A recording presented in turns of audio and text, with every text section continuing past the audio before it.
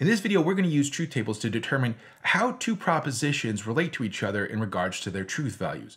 We'll also talk about contradictories, contraries, logically equivalent propositions, and joint satisfiability. Let's start off by looking at example P and P versus P or P. Now, these definitely don't mean the same thing. That conjunction is only true when both conjuncts are true. The disjunction is true when either disjunct, possibly both, are true. So usually they don't come out the same, but since we have that P in both slots here, we have very limited truth values to work with. So when we distribute the T's and F's, we see P and P comes out true in row 1 because both conjuncts are true. Comes out false in row 2 because they're, at least one, in this case, both conjuncts are false. And then looking at the disjunction, it comes out true in row 1 because at least one of those disjuncts, and it happens to be both of them in this case, are true. And then in row 2, both disjuncts are false. That's the only way for a disjunction to be false. So it comes out false in row 2. So notice these two propositions have the same truth values to them, right? Their main connective, the overall big proposition, comes out true in row 1 for both of them, false in row 2 for both of them. This is what we would call equivalent propositions, or in our case, logically equivalent propositions. Don't necessarily mean the same thing in our natural language, but when we look at them in propositional logic, our language of logic here, they come out with the same truth values. These are also what we would call jointly satisfiable propositions. And what we mean by that is that there's at least one row where both of these propositions come out true. So in other words, that's an important idea because it lets us know, hey, proposition 1 here and proposition 2 here can both be true at the same time. It's not like they contradict each other. We can have it be the case that these two work together at least once. So let's look at our next example. P and P, if P, then P. Now we've already seen what P and P comes out to, that if P, then P. A conditional is only false when the antecedent is true and the consequent is false, but in row 1 and row 2 here, that never happens. In other words, this is always going to be true. If P, then P is a tautology. It's a proposition that's always true. So notice now that these two propositions are logically inequivalent. They're not the same thing, but they are jointly satisfiable. In row 1, they both come out true at the same time. They don't have the same truth value in row 2, so they're not logically equivalent. But if you get at least one row where they're both true, then you got jointly satisfiable propositions. Here's another example of logically inequivalent propositions. P and P versus not P and P. So again, we know what P and P looks like. That not in front of that second P and P is just gonna flip the truth and false values. So now we have exactly opposite truth values for these two. So they're definitely not logically equivalent. Notice that they're also not jointly satisfiable. These two propositions are jointly unsatisfiable because they never have a row where they're both true. So these propositions are jointly unsatisfiable, but notice that they are individually satisfiable. A proposition individually by itself would be satisfiable, we learned in our video on 4.2, if it comes out true in at least one row. So it is the case that you can have two propositions that are individually satisfiable. They have at least one row with a true, but are jointly unsatisfiable. They never have that row where they're true be the same row. Another interesting thing about these two propositions here is notice that they have exactly opposite truth values. Not only are they logically inequivalent, but they are exact opposites. So we'll call this contradictories. They're contradictory propositions. That means they have exactly opposite truth values. When one is true, the other one's false, and vice versa. Notice these aren't contradictions though. A contradiction is when a single proposition never comes out true. Well, both of these propositions come out true in at least one row, but it's exactly the opposite rows where they're true and false. So again, contradictories. Interestingly, you actually couldn't have contradictories that are both contradictions. So for example, consider P if and only if not P versus P and not P. Now, both of these are individually contradictions. We distribute the truth values for the P's. The not P's are gonna flip truth values. For P if and only if P, that's only true when both propositions are true, P and not P, or both of them are false, but we never get that. So this is false all the way down. This is a contradiction. Same thing for P and not P. P and not P is only true when both conjuncts are true, but it's never the case that both conjuncts are true. So both of these turn out false. These two propositions are both contradictions themselves, but they're not contradictories because they don't have opposite truth values. In fact, these are logically equivalent propositions. They always have the same truth value. They're just not jointly satisfiable because they never come out true in the first place. So yeah, two contradictions can't be contradictory. Is there a way for one contradiction to be a contradictory of a different proposition if it's not a contradiction, right? Only one of them is a contradiction? Yes, it is possible. And what kind of a proposition would be a contradictory of a contradiction, have the exact same, or I should say the exact opposite truth values? A tautology, which is something that comes out true every single time. So for example, consider P or not P, P and not P. Now we've already seen what P and not P does. P or not P, remember, true when at least one disjunct is true. That's going to happen in row 1 where P is true. It's also going to happen in row 2. P might be false there, but not P is going to be true. So that proposition is going to come out true there. That's a tautology. It's always true. And P and not P is always false. It's a contradictory. So they have exact opposite truth values. Those are contradictories, and they're jointly unsatisfiable. One of them is a contradiction. The other one has to be a tautology. A final concept we'll talk about are contraries. Now, contraries, they're not jointly satisfiable, but they don't have exactly opposite truth values. So, for example, P and P versus P and not P. P and not P is a contradiction, so we've seen that already. They both come out false. P and P would come out true in row 1, false in row 2. So we never have it be the case where these two are both true, and yet they don't have exactly opposite truth values. These are then contraries. So this is also a term that we would use to refer to two contradictions. Those two contradictions would be, number 1, logically equivalent, always have the same truth value, but they would be jointly unsatisfiable because never do they have a row where they're both true. We would call those contraries. A lot of terms to keep track of. There's a nice little diagram in Smith's book where he shows how these concepts all kind of relate to each other. Two propositions could be jointly satisfiable or jointly unsatisfiable. In the jointly unsatisfiable, we can have either contraries or contradictories. Those are the two types of jointly unsatisfiable propositions. And notice how propositions could be equivalent if they were jointly satisfiable, and they could be equivalent if they were contraries. In the case of the jointly satisfiable equivalence, they would just have to have all the same rows with trues and all the same rows with falses, and they would have to have at least one row with trues. They could also both be tautologies where they're all true all the way down. However, for them to be equivalent and both be jointly unsatisfiable, they would have to be contraries. They'd both have to be contradictions. So there are our concepts. Let's go ahead and get into the exercises for 4.3.1. Our first problem is if P then Q, and then not P and not Q. Now remember that the only time you have a false conditional is when the antecedent is true and the consequent is false. In other words, you have P, but Q is false in this case. And then in proposition 2 here, it says it's not the case that P and not Q. So I'm guessing that these two propositions are going to end up being equivalent. And if P then Q I know can be true, so then I'm guessing that these are going to be both jointly satisfiable. They're both going to be equivalent, so they're not going to be contraries or contradictories. So first, let's go ahead and distribute the truth values for the P's and Q's. Again, if P then Q, only false when you have a true antecedent, false consequent, row 2. Otherwise, it's true. Then we have to build the not Q. Just flip the T's and F's. That P and not Q, only true when both conjuncts are true. Otherwise, it's false. That only happens in row 2. Everywhere else, it's going to be false. And finally, negating that conjunction is going to flip all the T's and F's so that the only place where we have an F is row 2. Everywhere else we have T's. So yes, these are two logically equivalent propositions. And since they have at least one row where they're both true, then they're jointly satisfiable. We also said when we were looking at the diagram that equivalent propositions could not be contradictories. So we know these are not contradictory.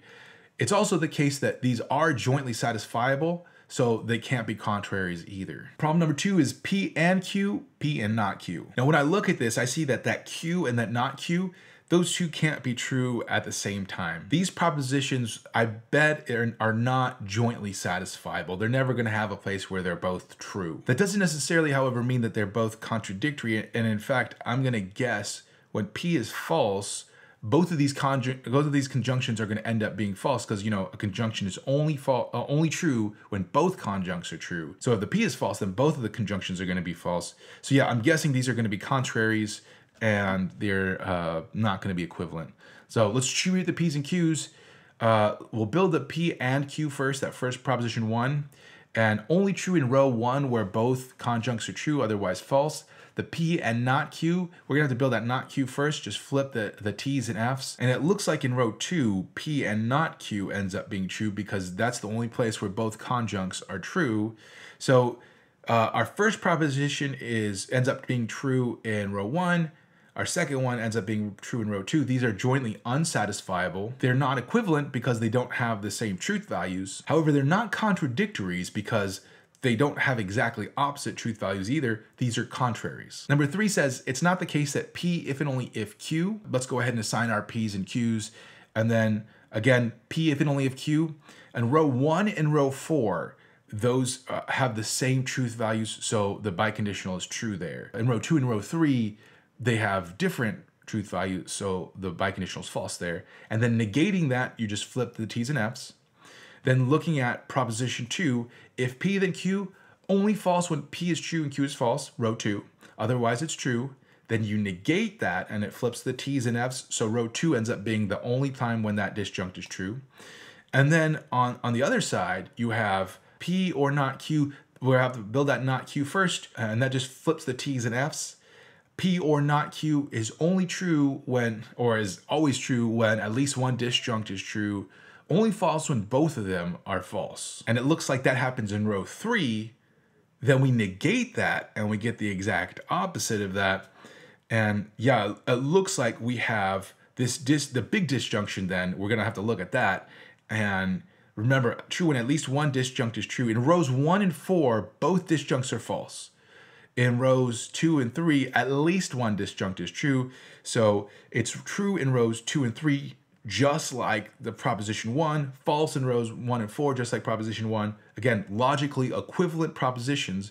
Remember, if they're logically equivalent, they could be jointly satisfiable or they could be contraries. But I see that they both have 2 rows where they're both true. So these are jointly satisfiable. So they can't be contraries or contradictories. Problem 4 says, if P then, if Q then R. And proposition 2 is, if P then Q, then R. So we'll distribute our T's and F's for that first proposition 1. If Q then R, we have to build that first. Only false when you have Q be true and F and R be false.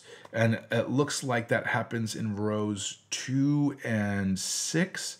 And then we have all the truth values for that conditional. So let's build a bigger conditional. Again, only false when P is true and if Q then R is false. And then I look at proposition 2. If P then Q then R. First we have to build that if P then Q. Again, only false when P is true and Q is false. That's in rows 3 and 4. Otherwise it's true. And then we have to build the bigger conditional. Only false when if P then Q is true and R is false. And it looks like that happens in rows 2, 6, and 8. So these 2 propositions, first of all, they are jointly satisfiable because you can see in row 1 at the very beginning there, they both come out true. So they can both be true at the same time. They are not equivalent though. There are places where one is true and the other one is false. But the fact that they're jointly satisfiable means that they're not contraries and they're not contradictories. Number 5 says P and Q and not Q. And then proposition 2 is, it's not the case that if Q, then not R and not Q. Well, I can tell you for proposition 1, Q and not Q, that part of it is a contradiction. So P and Q and not Q is just saying P is also true when that contradiction is true. So this is going to be a contradiction, like a big contradiction. So it'll never be true. As far as proposition 2 goes, the big conditional, we're negating that. So remember, when that is only false when Q is true and then the consequent is false. The consequent is actually a negation. So that's false only when that negation just goes away and you have R and not Q. So you're actually going to have here a Q and then you're going to have R and not Q. So in other words, you're going to have Q and not Q, another contradiction. So I'm guessing that these 2 are going to be contraries, both contradictions, and they are going to be jointly unsatisfiable equivalent though. So distribute our P and Q and R values. And then in the proposition 1, we have to build Q and not Q first. And then of course we have to build a not Q before we can build the conjunction. We're flipping our T's and F's. Q and not Q is true only when both conjuncts are true, and that never happens, so it's always false. And then P and Q and not Q is only true when both conjuncts are true, but the second conjunct is never true, so that conjunction is never true, so this is always false. Contradiction. For proposition 2, first we have to build that not Q, and then we can build the R and not Q, and again, only true when both conjuncts are true. And it looks like that's going to happen in row 3 and also in row 7. So 3 and 7, and then that negation is going to flip all those truth values. And then we have that if Q, then that whole stuff. So this can only be false when Q is true and the consequent there is false. And it looks like that never happens. So this conditional is always true. But then we have a negation of that. So this whole negation is always going to be false. These are both contradictions. They're never true. So that would mean that they're both equivalent propositions, but they're not jointly satisfiable. So they can't be contradictory because they're both equivalent. They're also not jointly satisfiable. These are going to be contraries. Problem 6 says P and not P, R or not R. And this is going to be just like what we've seen before. P and not P is a contradiction. R or not R is a tautology. So these are going to be contradictory, so they're not jointly satisfiable, and they're not going to be equivalent because they're exactly opposite. But distribute our P and R truth values. The not P is just going to flip truth values, and not R, same thing. Then we'll build the P and not P, and only true when both conjuncts are true, and that's never the case. You can never have both of those conjuncts true, so this is always false. R or not R, only false when both the disjuncts are false, and again, that never happens, so this is always true. So yeah, we have exact opposite truth values here. We have contradictories. Number 7, P and not P, and then it's not the case that if Q, then not Q. Now, P and not P is a contradiction, so we've already seen that. We already know what it looks like. That if Q, then not Q is an interesting proposition because you would think that that was a contradiction, but it's not. And here's what I mean. That's only false when Q is true and not Q is false. So it would sound like, oh yeah, well, if Q is true, obviously not Q is going to be false. So this is never going to be true, right? This is always going to turn out false. But if Q is false, then it doesn't matter if not Q is true or not. What matters is that we don't have a true antecedent and a false consequent. So the conditional ends up being true. So we're actually going to have, T's and F's here, and then the negation will flip them, but we'll still have T's and F's. So although P and not P is going to be a contradiction, always going to be false, the second proposition will come out true in some places and false in other places. In other words, these will be contraries, not contradictories. They will be jointly unsatisfiable, and they will not be equivalents. So let's distribute our T's and F's. Again, we'll turn the not P's, we'll flip the T's and F's. And then P and not P, only true when both of those propositions are true. That's the only time a conjunction is true.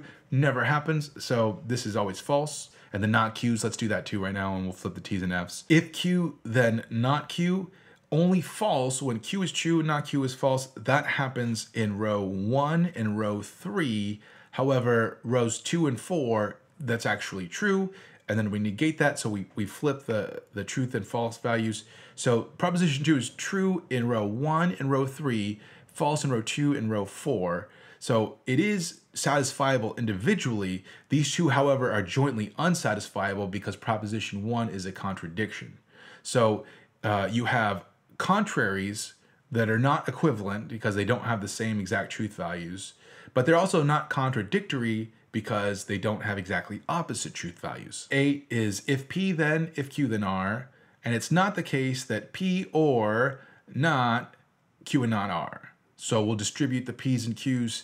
The if Q, then R, we'll have to build that first. Only false when Q is true and R is false. And it looks like that happens in rows 2 and 6. So when we're building that bigger conditional, if P, then if Q, then R, that's only going to be false when P is true and if Q and R is false. And since we just said if Q and R that is only false on rows 2 and 6, those are the only chances for it to be false. It looks like in row 2, P is true, and if Q, then R is false. So it's the only place where that conditional is false. Otherwise, it's all true. And then proposition 2, first we have to build the not R where we flip the T's and F's. Then we have to build the conjunction, only true when both conjuncts are true. Looks like that happens in row 2 and row 6. And then the negation there flips those T's and F's, so it's only false in row 2 and row 6, otherwise it's true. And then the disjunction is only false when both disjuncts are false, otherwise it's true.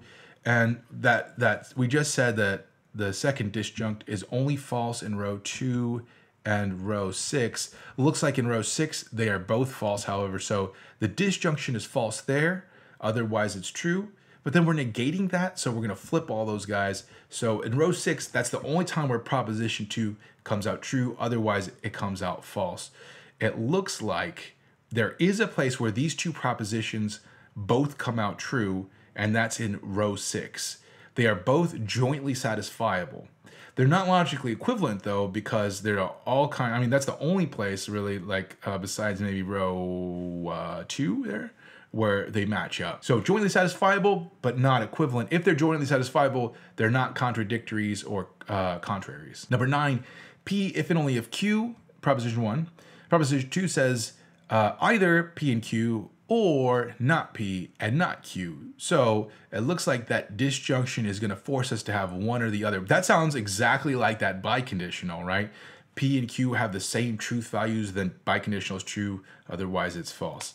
So I think that these are probably going to be equivalent and they're probably going to be jointly satisfiable. We'll distribute the P's and Q's. The biconditional is true in row 1 and row 4 where P and Q both have the same truth value. Otherwise it's false when they don't have the same truth value, row 2 and row 3. Then let's do proposition 2. P and Q, we'll do that one first, and that's true when both conjuncts are true, only row 1, the rest of them are false. Not P and not Q, we're gonna have to, flip those trues and falses. So the conjunction of not P and not Q, only true when both conjuncts are true. It's only gonna happen in row 4, otherwise it's gonna be false. So the disjunction, the big disjunction, is only true when at least one disjunct is true, possibly both, otherwise it's false. And in row 1, P and Q is true. In row 4, not P and not Q is true. So row 1 and row 4 are the only times when this disjunction is going to be true. Row 2 and row 3, this disjunction is going to be false. These are equivalent propositions, and they are jointly satisfiable because in rows 1 and 4, they both are true. Problem number 10 is actually exactly identical to problem number 9, so you got a free one there. What we'll do is this. I won't do 4.3.2 in this video. It's about more abbreviations. Kind of interesting though. There are a few things in there that are just interesting to note. Not absolutely necessary that you watch it, but it is interesting. And just so you know, we're going to be dropping parentheses for strings of ors and strings of ands. When that's all you have, like P or Q or S or T, we can drop all the parentheses and just leave it like that. But we won't be doing that with if P then Q then R. We won't be stringing together conditionals. We also won't be stringing together biconditionals. If you want to know why that is, watch the next video. Otherwise, you can go ahead and move on to 4.4, sets of propositions, and do the exercise there.